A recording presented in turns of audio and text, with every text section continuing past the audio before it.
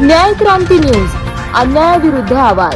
पुण्यातील खराडी परिसरामध्ये एका उच्चभ्रू गृहनिर्माण संस्थेमध्ये रात्री आधी कोण झोपणार या किरकोळ कारणावरून झालेल्या वादाचं रूपांतर खुनात झाल्याची धक्कादायक घटना समोर आली। या प्रकरणी खराडी पोलिसांनी आरोपी सहकार्याला अटक केली असून परिसरात खळबळ उडाली आहे।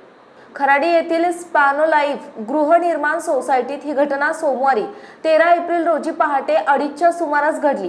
पांडुरंग भाऊराव हरवणे वय 52 वर्ष राहणार मांजरी बुद्रुक आणि सुदर्शन माणिक काळे 22 वर्ष राहणार तुळजाभवानी नगर खराडी हे दोघे या सोसायटीत सुरक्षा रक्षक म्हणून काम करत होते।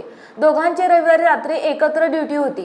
रात्री 12 ते सकाळी 6 या वेळेत आलीपालीने 3-3 तास झोप घ्यायची असे त्यांच्यात आधीच ठरले होते। मात्र मध्यरात्री आधी कोण झोपायला जाणार यावरून दोघांमध्ये जोरदार भांडण सुरू झाले।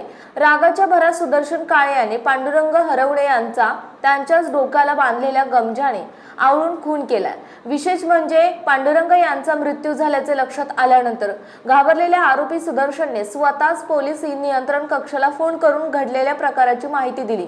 पोलिसांनी तातडीने घटनास्थळी धाव घेत पांडुरंग यांना रुग्णालयात नेले, मात्र डॉक्टरांनी त्यांना मृत घोषित केले।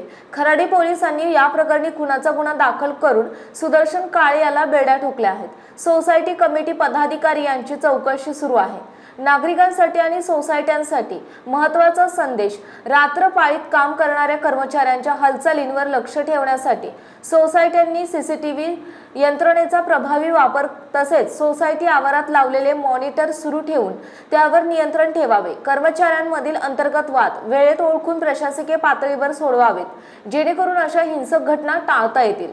प्रशांत काटे, संपादक, न्याय क्रांती न्यूज। आपल्या परिसरातील बातम्या पाहण्यासाठी चॅनलला सबस्क्राइब करा, व्हिडिओला लाईक करा आणि बेल आयकॉन दाबायला विसरू नका।